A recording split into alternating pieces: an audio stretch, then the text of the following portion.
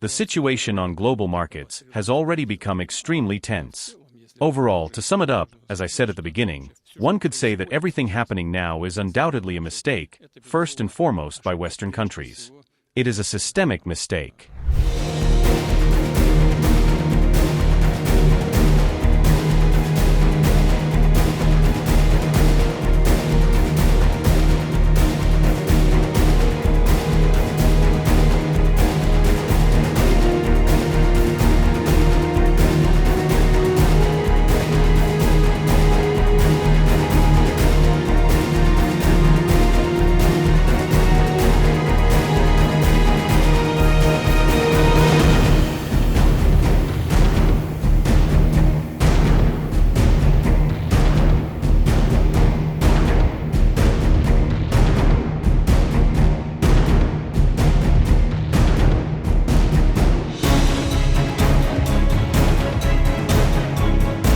The situation on global markets has already become extremely tense.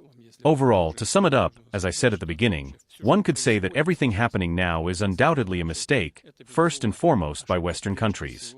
It is a systemic mistake. Why did the Ukrainian crisis arise in the first place? It arose because Western countries supported the coup in Ukraine. Then the events in Crimea happened, and afterwards let's remember what occurred in southeastern Ukraine, Donbass, Novorossiya. Everything started from there. That's where it all began. These were not our actions, but the actions of Western countries, including European states that led to the conflict. Today they are reaping what they sowed. Why don't European regimes advise the Kyiv regime not to behave this way, given the situation on the gas markets? It is a very strange situation, because I get the impression that we are seeing a case of what is called the tail is wagging the dog, rather than the other way around. Something like this has never happened before. Ukrainian leader Volodymyr Zelensky has gone so far as to say that they, Ukrainian authorities, will give the address of Hungarian Prime Minister Viktor Orban to their armed forces and let them call him and talk to him in their own language. Let's look at what is happening. The Kyiv regime blew up Nord Stream 1 pipeline. This was an action directed specifically against the co-owners of this infrastructure from the Federal Republic of Germany and the EU as a whole in terms of energy security. Then there were repeated attempts by the Kyiv regime to approach the Turk Stream and Blue Stream pipelines. After that, they began to blackmail Hungary by claiming that the Druzhba oil pipeline had allegedly been blown up. And when the Hungarians said, "Show us the hole," they didn't allow to do it. This line of energy blackmail by the Kyiv regime somehow remains unnoticed in Europe. Or rather, it cannot go unnoticed. It is noticed, but for some reason they silence each other. One thing can be said: they will push things too far. They will push things too far, because this blackmail will affect all Europeans one way or another.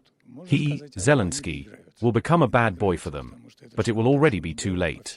The consequences for their economies will not be pleasant. What can you say about direct physical threats against one of the leaders of the European Union from a country that is not part of the EU and clearly will not become one? NATO's Article 5 should be invoked. Yes. Yes. What kind of world are we living in now?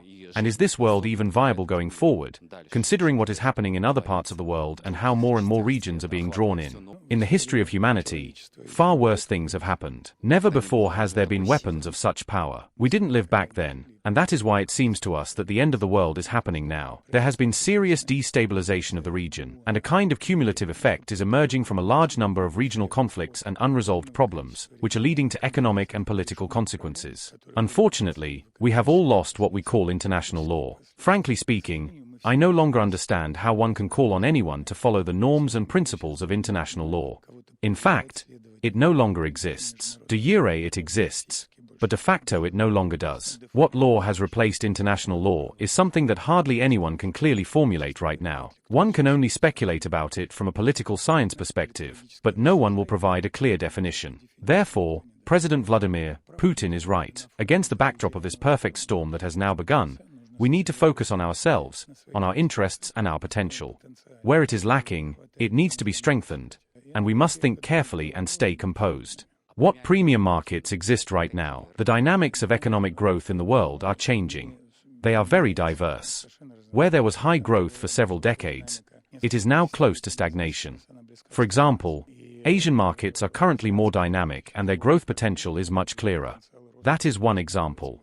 I have a question that many people have in mind now. In the Kremlin halls and in the representative office, we have repeatedly seen U.S. Special Representative Steve Witkoff and Jared Kushner. These same people negotiated with Iran, and now these same people appear on American TV channels explaining why the United States is bombing Iran. Can we and should we trust them to conduct negotiations with them? We must trust ourselves. We must trust the president for whom the majority of the population of our country votes. That is the first point. Secondly, Witkoff and Kushner spoke with the Iranians through intermediaries. We speak with the Americans directly. There is a difference. Of course, we take all aspects into account down to the smallest detail. We remain open to negotiations because it is in our interests. May I ask, was this some kind of instruction from the president? Yes, it was an instruction from the president during a conversation, but you cannot talk about it. No, it is clear that the president is usually prepared texts for speeches. How did he come up with the idea to read a poem, to congratulate women on International Women's Day? He makes that decision himself and chooses which poem he will read. He reads poetry along with dealing with classified information. So it is unlikely that this could have been the initiative of one of his aides. No, as a rule, it is the initiative of the president himself. During the negotiations with the Ukrainians, was the issue of the assassination attempt on your deputy raised? Yes. Of course it was. How did they react? What did they say? The issue was raised in a tough manner. Let's leave it at that.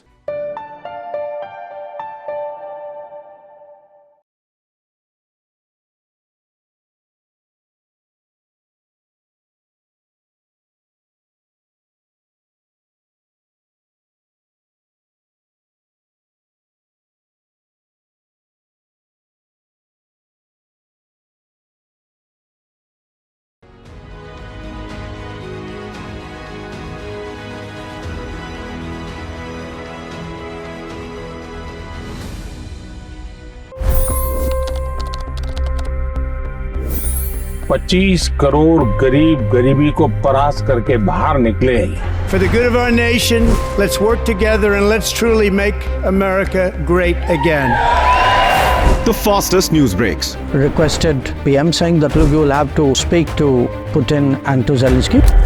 The biggest news makers. The relationship with India is probably the most important bilateral relationship the U.S. will have for the rest of this century. The capital delivered quite an election result today. Expert analysis. The million-dollar question today is how to stop this dance of death. Ground reports. I'm standing at the crossroad of the Kumbh Mela. Behind me are more than 100 entry guards. Long-form interviews. Exclusionary politics is reflected in Manipur case as well. You don't bother because this is a small state. Deep dive into burning issues. It's often said DRC could be the richest country in the whole world. It's because of what sits underneath. Why exactly did the US topple the Sheikh Hasina government? HD videos. We don't just break news, we break it down.